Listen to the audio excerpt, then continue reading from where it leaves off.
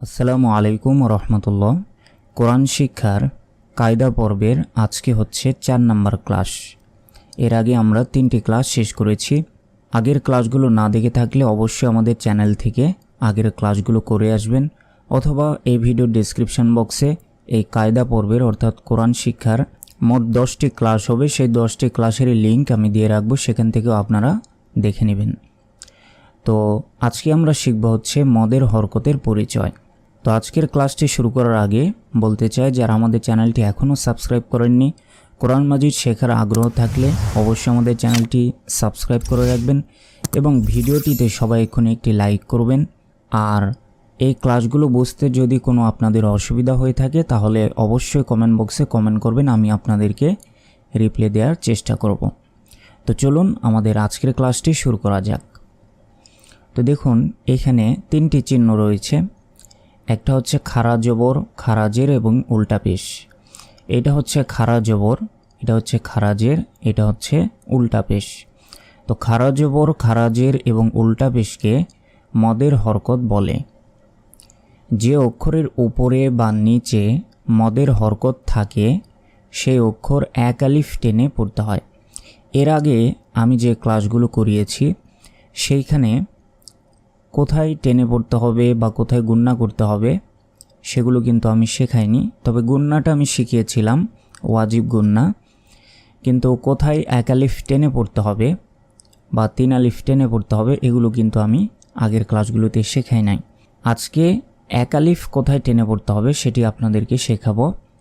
তো দেখুন, কোনো অক্ষরের উপরে এরকম এই যে দেখতে পাচ্ছেন লম্বা একটি টান উপরে, এটাকেই বলা হয় খাড়া জবর।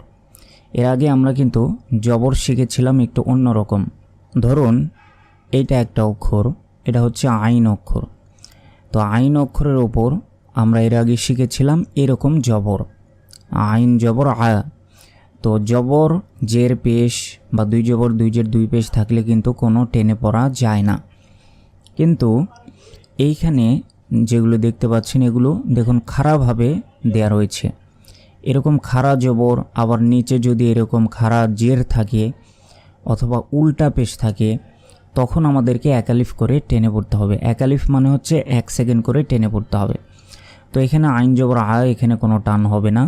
কিন্তু এর উপরে যদি এরকম খাড়া জবর দেই সেক্ষেত্রে আমাদেরকে এক আলিফ বা 1 সেকেন্ড টেনে পড়তে হবে। তাহলে এখানে বলতে হবে আইন খাড়া জবর আ, এভাবে টেনে পড়তে হবে। এটাই হচ্ছে মদের হরকত। তো দেখুন, আমরা যদি উদাহরণগুলো পড়ি তাহলে বিষয়টা সহজে বুঝতে পারবো। প্রথমে দেখুন, এটা হচ্ছে আলিফ। আলিফের উপর আমরা জানি জবর জের পেশ, দুই জবর দুই জের দুই পেশ, অথবা এই যে খাড়া জবর খারাজের উল্টা পেশ এটা থাকলেও আলিফকে আমরা হামজা বলি। তাহলে হামজার ওপর এই দেখুন খাড়া জবর রয়েছে, উপরে খাড়াভাবে জবর রয়েছে। এটা যদি থাকে তাহলে এক আলিফ টেনে পড়তে হবে। তাহলে এখানে বলতে হবে হামজা খাড়া জবর আ, 1 সেকেন্ড টেনে পড়লাম। তো এগুলো মনে রাখতে হবে। তারপর আইন খাড়া জবর আ, 1 সেকেন্ড টেনে পড়লাম। ওয়াও খাড়া জবর ওয়া, 1 সেকেন্ড এখানেও টেনে পড়লাম। তারপর ইয়া খাড়া জবর ইয়া, 1 সেকেন্ড টানলাম। তারপর সা খাড়া জবর সা, সিন খাড়া জবর সা, সৎ খাড়া জবর স। আমি কিন্তু সবগুলোতেই 1 সেকেন্ড করে টেনে পড়তেছি।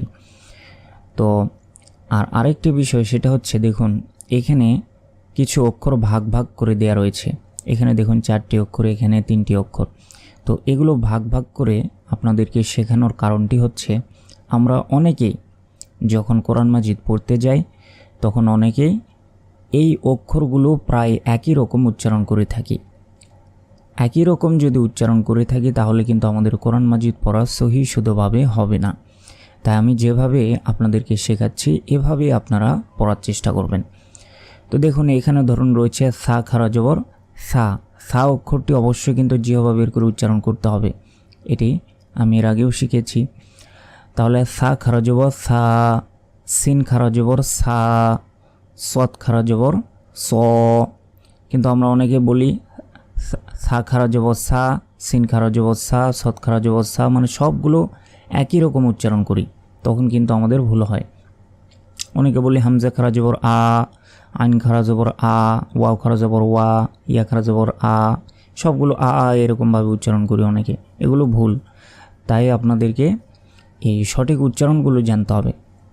তো তারপর দেখুন জিম খারা জবর যা, যা,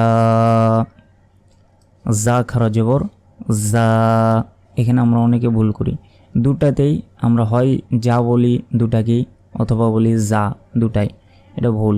জিম খারা জবর হয় যা, যা খারা জবর যা, তারপর জাল খারা জবর যা।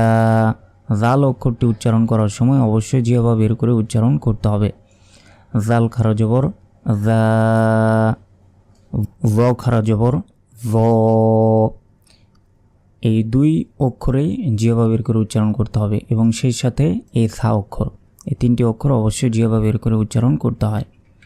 তাহলে জাল খারা জবর যা, জ খারা জবর জ, তারপর হা খারা জবর হা, তারপর হা খারা জবর হা, দাল খারা জবর দা, বদ খারা জবর ব, তা খারা জবর তা, ত খারা জবর ত, কফ খারা জবর ক, তারপর কাফ খারা জবর কা। তো এতক্ষণ আমরা খারা জবরেরগুলো বললাম। এখন দেখুন খারা জের থাকলে কীভাবে উচ্চারণ হয়। দেখুন হামজার নিচে খারা জের রয়েছে। আগে আমরা জের কীরকম শিখেছিলাম, ধরুন এটা আইন, আইনের নিচে এইভাবে জের শিখেছি, কিন্তু এখন দেখুন খারাভাবে জের রয়েছে। দেখুন খারাভাবে জের রয়েছে, তো খারা জের থাকলেও 1 সেকেন্ড টেনে পড়তে হবে। তাহলে এখানে রয়েছে হামজা খারা জের ই, 1 সেকেন্ড টানলাম। তারপর আইন খারাজের আই, 1 সেকেন্ড। তারপর ওয়াও খারাজের উই, ইয়া খারাজের ই, তারপর সা খারাজের সি, সিন খারাজের সি, সৎ খারাজের সুই। এখানে অনেকে আমরা ভুল করি। আমরা কিন্তু জেরের ক্ষেত্রে যখন জের পড়েছিলাম তখন আপনাদেরকে শিখেছিলাম যে 5টি অক্ষর রয়েছে, জের থাকলে সেগুলোর উচ্চারণটা একটু আলাদাভাবে উচ্চারিত হয়। তো তার মধ্যে এই সদও ছিল। এইখানে যেহেতু খারা জের রয়েছে, তারপরেও এখানে ওই জেরের মতোই উচ্চারণ হবে, কিন্তু একালিফ তো টান হবেই, বা 1 সেকেন্ড তো টান হবেই, কারণ খারা জের রয়েছে। কিন্তু উচ্চারণটা সজ্জে সি হবে না, সৎ খারাজের সুই, মানে জেরের ক্ষেত্রে যেভাবে শিখেছিলাম 5টি অক্ষর সদ, তারপর দত, এগুলো আমরা শিখেছিলাম, যেগুলোর উচ্চারণটা একটু আলাদা। তো সেরকমভাবে এগুলো মনে রাখবেন। সৎ খারাজের সুই। তারপরে দেখুন ওয়াও খারাজের, অনেকে আমরা বলি যে ওয়াও খারাজের ই, আইন খারাজের ই, হামজা খারাজের ই, ইয়া খারাজের ই, সবগুলো যদি ই বলি তাহলে কিন্তু আমাদের পড়া ভুল হলো। তো সেই কারণে সবগুলোর উচ্চারণই আলাদা। ওয়াও খারাজের উই, সৎ খারাজের সুই, তারপর জিম খারাজের জি, জা খারাজের জি, তারপর জাল খারাজের জি, অবশ্যই জিহ্বা বের করে জি, তারপর ভ খারাজের ভই, ভই, এইটাতেও একটু আলাদাভাবে উচ্চারণ হবে। ভ খারাজের জি হবে না। জাল খারাজের যদি জি হয় তাহলে ভ খারাজের তো জি হবে না। ভ খারাজের ভই, এই একটি অক্ষর। তারপর হা খারাজের হেই, হেই, হা খারাজের হি, এটা হচ্ছে বড় হা, এটা গলার ভিতর থেকে উচ্চারণ হবে, আর এটা হচ্ছে ছোট হা, এটা সাধারণভাবে উচ্চারণ হবে। হা খারাজের হি। তারপর দাল খারাজের দি, কিন্তু দত খারাজের কি হবে? দত খারাজের বুই বুই বুই। তারপর তা খারাজের তি, 1 সেকেন্ড। ত খারাজের তৈ, এখানেও 1 সেকেন্ড করে টান হবে। ত খারাজের তৈ। কফ খারাজের কি কি। কাফ খারাজের কি। সবগুলোতে একালিফ করে টান হবে। তো এতক্ষণ আমরা মদের হরকতের পরিচয়, এটার খারা জবর এবং খারা জেরের আমরা মাস করলাম। তো এখন আমরা শিখব হচ্ছে উল্টা পেশ। আমরা আগে শিখলাম খারা জবর খারা জের, এখন দেখুন উল্টা পেশ রয়েছে। আগে আমরা পেশ কীরকম শিখেছিলাম, ধরুন এটা একটা অক্ষর, এটা আইন, তো আইনের উপর এরকমভাবে পেশ শিখেছিলাম, এরকমভাবে আইন পেশ উ, আইন পেশ উ। কিন্তু এখন দেখুন এই পেশ আর এই পেশ আলাদা, এই পেশটাই উল্টাভাবে লেখা আছে, এটা আপনাদেরকে মনে রাখতে হবে। এই পেশটা দেখুন উল্টাভাবে লেখা আছে এরকমভাবে। তো এরকমভাবে উল্টা পেশ থাকলে সেখানে একালিফ করে টেনে পড়তে হবে, মানে 1 সেকেন্ড টেনে পড়তে হবে। আইন উল্টা পেশ উ, তো এগুলো মনে রাখতে হবে। দেখুন হামজা উল্টা পেশ উ, একালিফ টেনে পড়লাম। আইন উল্টা পেশ উ, ওয়া উল্টা পেশ ও, ইয়া উল্টা পেশ ইউ। আমরা অনেকে এখানে ভুল করি, অনেকে বলি ইয়া উল্টা পেশ উ বলি, এটা ভুল। হামজা উল্টা পেশ উ বলি, আইন উল্টা পেশ উ বলি, ওয়া উল্টা পেশ উ বলি, ইয়া উল্টা পেশও উ বলি। তো সবগুলোই যদি উ হয় তাহলে এই 4টি অক্ষরের তো দরকারই ছিল না। 4টি অক্ষর দেওয়ার কারণ হচ্ছে সবগুলোর উচ্চারণ আলাদা আলাদা। তা উচ্চারণগুলো আমাদেরকে সঠিকভাবে শিখতে হবে, তবে আমরা সহি শুদ্ধভাবে কোরআন মাজিদ শিখতে পারবো। আর এই কায়দার মোট 10টি পর্ব হবে। 10টি পর্ব শেষে আমি কোরআন মাজিদ কীভাবে বানান করে পড়তে হয়, কীভাবে রিডিং পড়তে হয়, সেগুলোর ভিডিও আমি নিয়মিত দিব। তো সেগুলোর ভিডিও আপনারা অবশ্যই দেখবেন কিনা আমাকে কমেন্ট বক্সে জানাবেন, এবং কোরআন মাজিদ শেখার আগ্রহ আছে কিনা অবশ্যই কমেন্ট বক্সে জানাবেন। কোনো সমস্যা থাকলে কমেন্ট বক্সে জানাবেন, আমি রিপ্লাই দেওয়ার চেষ্টা করব। তাহলে হামজা উল্টা পেশ উ, আইন উল্টা পেশ উ, ওয়া উল্টা পেশ ও, ইয়া উল্টা পেশ ইউ। এরপর সা উল্টা পেশ সু, যেভাবে বের করে সা উল্টা পেশ সু, সিন উল্টা পেশ সু, সদ উল্টা পেশ সো, তারপর জিম উল্টা পেশ জু, জা উল্টা পেশ জু, জাল যেভাবে বের করে জাল উল্টা পেশ জু, জ উল্টা পেশ জো, তারপর হা উল্টা পেশ হু, তারপর হা উল্টা পেশ হু, দাল উল্টা পেশ দু, বদ উল্টা পেশ বো, তা উল্টা পেশ তু, ত উল্টা পেশ তো। দেখুন তা উল্টা পেশ তু, এটা কিন্তু এ বাংলায় আমরা যেই তসু যেটা রয়েছে এরকম উচ্চারণ, কিন্তু তর যে উচ্চারণ এটা কিন্তু মোটাভাবে উচ্চারণ হবে। ত উল্টা পেশ তো, তারপর কফ উল্টা পেশ কো, এটা মোটাভাবে। তারপর কাফ উল্টা পেশ কু, এটা সাধারণভাবে আমরা যেই কয়ের রস্যুকারে যেই উচ্চারণ হয় সেটা এটা, কিন্তু এই কফের ক্ষেত্রে আলাদাভাবে উচ্চারণ হবে। ততক্ষণ আমরা খারা জবর খারাজের উল্টা পেশ শিখলাম। এখন আমরা শিখব হচ্ছে মদের অক্ষরের পরিচয়। এতক্ষণ কি শিখলাম? মদের হরকতের পরিচয় শিখেছি। এখন মদের অক্ষরের পরিচয়। তো দেখুন মদের অক্ষরের পরিচয় এটা আসলে কি? মাদ অর্থ টেনে পড়া। এই মাদ এই শব্দের অর্থ হচ্ছে টেনে পড়া। যাই হোক, এই মাদের হরফ হচ্ছে 3টি। হরফ মানে হচ্ছে অক্ষর। এই হরফ আর এই অক্ষর একই কথা। তাহলে মদের অক্ষর 3টি। কি কি? আলিফ, ওয়াও এবং ইয়া। এই 3টা অক্ষর, আলিফ, ওয়াও, ইয়া। তো দেখুন এগুলোর আসলে কাজটা কি? এগুলোর কাজটা হচ্ছে জবরের বামে খালি আলিফ, এই দেখুন এইটা, এই আইনের উপর জবর রয়েছে, তাহলে এই জবরের হাতের বাম দিকে একটি আলিফ রয়েছে, কিন্তু আলিফের উপর বা নিচে জবরজের পেশ কিন্তু কিছুই নেই, তাহলে এটা হচ্ছে খালি আলিফ। তো সেটাই বলছে জবরের বামে খালি আলিফ, অথবা কি বলছে জেরের বামে ইয়া সাকিন।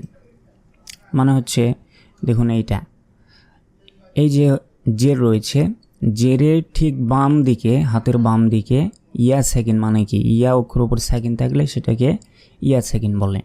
তাহলে জেরের বামে ইয়া সাকিন ও পেশের বামে ওয়াও সাকিন থাকলে, তাহলে পেশের বামে ওয়াও সাকিনটা কি, এই দেখুন এটা পেশের হাতের বাম দিকে ওয়াও অক্ষর উপর সাকিন মানে ওয়াও সাকিন, তাহলে পেশের বাম পাশে ওয়াও সাকিন থাকলে এক আলিফ টেনে পড়াকে মদ্দে আসলি বলে, মদ্দে আসলি বলে। অর্থাৎ এগুলোতে 1 সেকেন্ড করে টেনে পড়তে হবে। তো এই প্রথমে আমি শিখেছি কি মদের হরকতের পরিচয়, এখন কি মদের অক্ষরের পরিচয়। অক্ষরটা 3টি, আলিফ ওয়াও ইয়া। তাহলে এই অক্ষরগুলো যদি আসে তাহলে 1 সেকেন্ড করে টেনে পড়তে হবে, কিন্তু এই অক্ষরগুলো যে আসলে 1 আলিফ টেনে পড়তে হবে তা নয়। কখন টেনে পড়তে হবে? যদি জবরের বামে খালি আলিফ থাকে, অথবা জেরের বামে যদি ইয়া সাকিন থাকে, অথবা পেশের বামে যদি ওয়াও সাকিন থাকে, তাহলে 1 আলিফ টেনে পড়াকে মদ্দে আসলি বলে।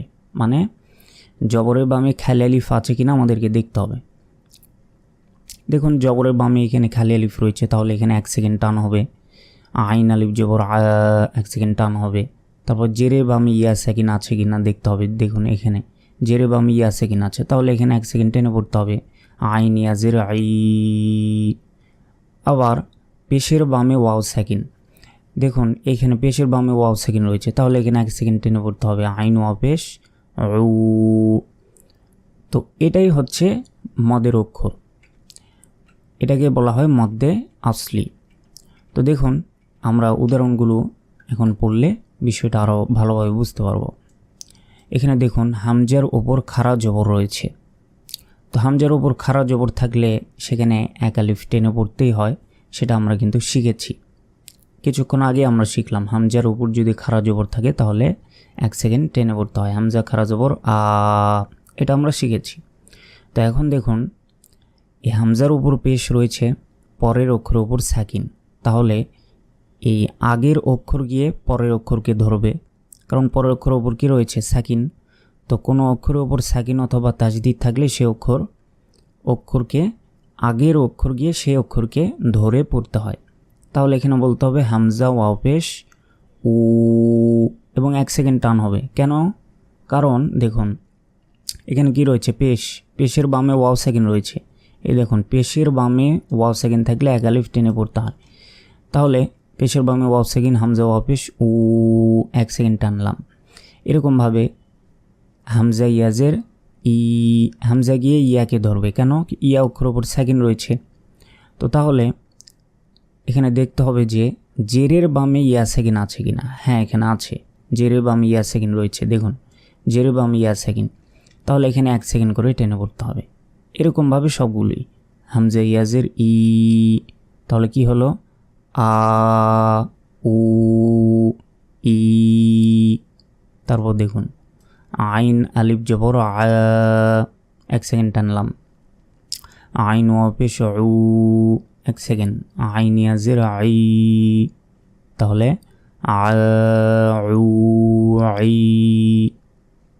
তারপর ওয়াও আলিফ জবর ওয়া 1 সেকেন্ড টানলাম। কেন?